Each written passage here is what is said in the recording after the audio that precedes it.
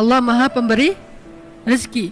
Kita nggak boleh khawatir. Kalau kita, apa arti yakin dalam bahasa Arab? Istilahnya apa?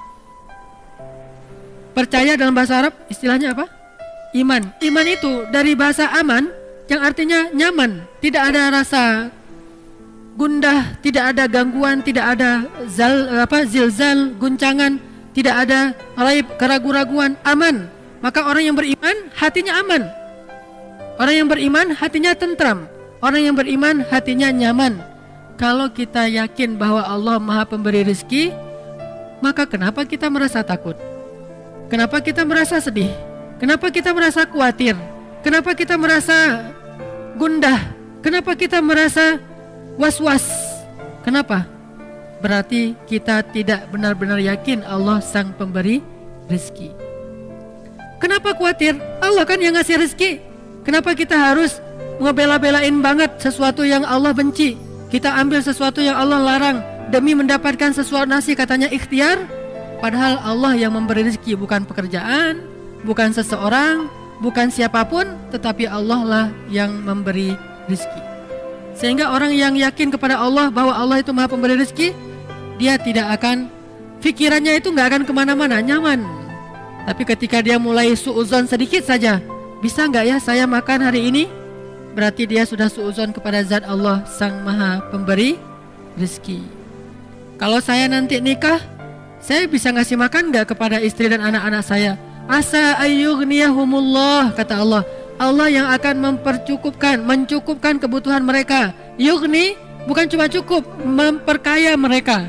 Ngapain lagi khawatir? Yang penting laksanakan perintah Allah. Kalau Allah bilang kerja, ya kerja.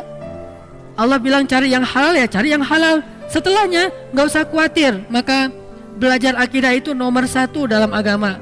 Namanya fiqhul akbar, fikih terbesar. Baru setelahnya ada fikih asghar, yaitu ibadah dan muamalah. Fikih yang paling besar, orang Indonesia itu jarang belajar.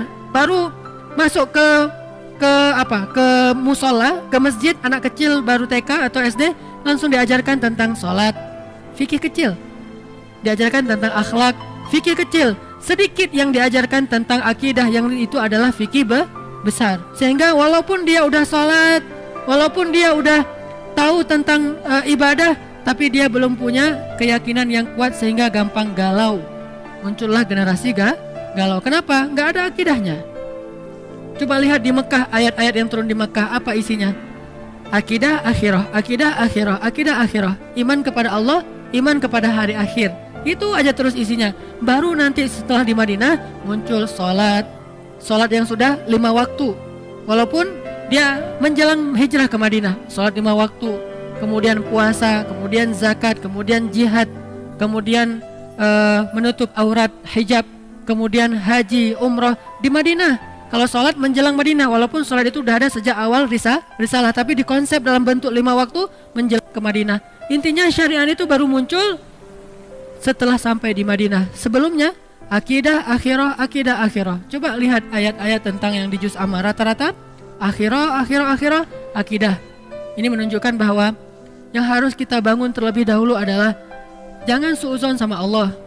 Kalau kita udah nggak suuzon sama Allah, insya Allah kita nggak akan suuzon sama manusia. Kita tidak akan menjelek-jelekkan manusia. Kenapa? Bagaimanapun juga dia adalah ciptaan Allah. Makanya salah satunya yang paling gampang, misalnya Allah Maha Pemberi rezeki. Udah, kenapa ragu? Kenapa kita bilang ini jangan, ini nggak boleh, pekerjaan ini haram, tapi keuntungannya gede? Berarti makin gede dosanya. Udah, tinggalkan saja pekerjaan ini, ambil pekerjaan lain yang halal. Terus saya mau makan apa? Nah, ini yang nggak yakin sama Allah nih, iftira. Ini suuzon sama Allah. Kalau misalnya dikatakan ini haram Ustaz, haram. Tanya lagi ke Ustaz lain, Ustaz ini halal nggak? Haram. Ustaz ini halal nggak? Haram. Dalilnya jelas. Ya sudah, mulai hari ini juga saya langsung akan resign. Saya akan minta berhenti. Bahkan uang pensiunnya pun saya nggak berani makan. Kalaupun saya ambil, saya kasih ke fakir miskin, tapi saya tidak akan makan. Kenapa? Saya tahulah Allah yang Maha Pemberi rezeki. Falima syak. Lalu kenapa ragu? Kenapa was-was? Kenapa khawatir? Gara-gara kurang yakin kepada Sang Pemberi rezeki. Kan enak hidup kalau udah yakin sama Allah Maha Pemberi rezeki. Dan yakin itu yakin yang paling benar. Kalau keyakinan kepada selain Allah, keyakinan yang palsu. Hari ini kita mendapatkan bukti, besok udah nggak ada lagi bukti itu, dia sudah mengecewakan. Tapi kalau yakinnya kepada Allah, Allah Maha benar. Kita sering mendengar itu, shadaqallah. Bahkan kalau ada orang yang ngaji lupa bilang shadaqallahul azim, kita protes. Tapi kita nggak percaya sama Allah, itu aneh tuh. Ada orang ngaji, kan shadaqallahul azim itu bukan bagian dari ayat ya. Jadi kalau kita habis ngaji bisa bilang shadaqallahul azim itu dengan keras atau pelan. Nggak harus shadaqallahul azim, itu kan qori. Kan kita nggak harus gitu. Kita bisa baca misalnya wasa'at masira, shadaqallahul azim, bisa. Atau bareng-bareng shadaqallahul azim semuanya, kan bisa kan? Namanya juga bukan ayat.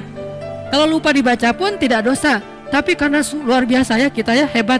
Kalau ada yang lupa bilang shadaqallahul azim, Ustaz kok tadi nggak pakai shadaqallahul azim?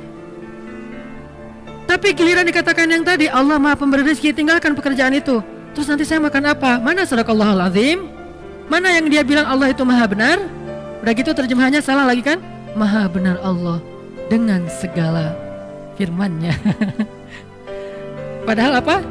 Maha benar Allah yang Maha Agung. Oh kok gitu Ustaz? Kan udah berpuluh-puluh tahun sejak zaman Soekarno kita udah Maha benar Allah dengan segala firman-Nya. Itulah orang kita, kalau udah jadi kebiasaan gak mau lagi diubah. Takut dengan perubahan. Dia bilang gak boleh fanatik. Kenapa fanatik kepada yang gak benar? Kenapa gak berfanatik kepada yang benar? Itu aja udah terjemahannya salah. Dan terus kenapa juga harus kalau ada qori itu terus sari tilawah harus perempuan? Mentang-mentang gara-gara istilahnya sari gitu harus perempuan? Shadaqallahul azim. Udah sebelahnya aku berlindung dari godaan setan, nunjuk lagi tuh. Yang terkutuk. Ini kenapa harus gini gitu loh. Aneh kan? Kenapa nggak si qori'nya aja, kan udah ada Quran terjemah, tinggal baca. Dia baca gini nih. Dengan nama Allah yang Maha Pengasih lagi Maha Penyayang, sungguh kami telah memberikan kepadamu kemenangan yang nyata. Kan jelas. Kenapa harus ada dua orang? Satu laki-laki, satu perempuan. Bukan muhrim pula. Saya qori waktu kecil. Jadi saya sering tampil di televisi. Malam Jumat, sari tilawahnya perempuan. Masih kecil untungnya. Coba kalau udah remaja, sari tilawahnya perempuan, qori'ah, suaranya bagus. Dia aku berlindung apa segala macam. Nanti kalau ayatnya tentang neraka, oh, kayak orang baca puisi kan? Ini karena kebiasaan kita. Makanya kalau kita rajin bilang shadaqallahul azim, kenapa shadaqallahul azim itu nggak masuk ke hati? Kenapa cuma di lisan? Shadaqallahul azim, Maha benar Allah yang Maha Agung. Kenapa enggak? Oh benar tuh, memang benar, ayat itu memang benar. Memang Allah Maha Razzaq, memang Allah Maha Rahman, memang Allah Maha Ghafur, memang Allah Wahhab. Jadi kalau misalnya dia belum dapat anak, berdoa lagi, berdoa supaya Allah kasih anak. Udah berdoa, bukan udah, nggak ada cerita udah berdoa, terus berdoa. Kenapa? Kalau nggak dikasih anak nanti dikasih di mana? Di surga. Emang di surga ada anak? Hadis riwayat Tirmidzi, baru aja kemarin saya baca. Kata Nabi, ketika seseorang menginginkan anak di surga, hari itu juga istrinya hamil dan melahirkan tanpa rasa sakit. Hadis riwayat Tirmidzi. Abu Dawud, ketika seseorang menginginkan anak di dalam surga, hari itu juga istrinya hamil dan melahirkan tanpa rasa sakit dan tanpa menghilangkan keperawanannya. Lahir anaknya. Berarti kita punya anak banyak di surga? Punya anak banyak. Makanya gak usah berputus asa, minta aja anak. Rabbi habli minas salihin, Rabbi habli min ladunka waliya, waj'alhu Rabbi radiyya, Rabbi habli min ladunka dzurriyyatan thayyibah, Rabbana hab lana min azwajina wa dzurriyyatina qurrata a'yun. Kok belum Ustaz? Ala inna nasrallahi qarib, innallaha sami'ud du'a, Rabbi habli minas salihin, Rabbi habli minas salihin. Terus saja minta. Kenapa? Allah kita yakin Sami', Maha mendengar. Dan kita yakin, kata Nabi dalam hadis qudsi, Allah berfirman, aku malu kalau melihat hambaku mengangkat kedua tangannya lalu aku tidak mengabulkan doanya, itu aku malu. Maka kalau kita yakin sama itu, terus saja minta. Allah nih pasti malu nih gak ngabulin. Allah beri saya anak, pasti Allah malu, pasti Allah mendengar. Tapi kalau kita bilang Allah dengar gak ya, itu suuzon. Allah mau ngasih gak ya, saya khawatir Allah gak akan ngasih, itu suuzon. Karena Allah sendiri mengatakan, aku ujibu da'watad da'i idza da'ani. Aku pasti mengijabah. Pasti aku akan memberikan apa yang Mereka minta, maka mintalah ke Allah. Kalau kita ragu, Allah ngasih nggak ya? Allah mendengar nggak ya? Berarti kita udah su'udzon terhadap Allah, iftira. Padahal Allah sami'ud du'a, Allah wahhab, maha pemberi, Allah syakur, maha menghargai, Allah razak, maha memberi rezeki. Ini nggak boleh kita ragukan sedikit pun, sampai nanti kita malah bersu'udzon kepada Allah. Mengurangi hak Allah itu nggak boleh.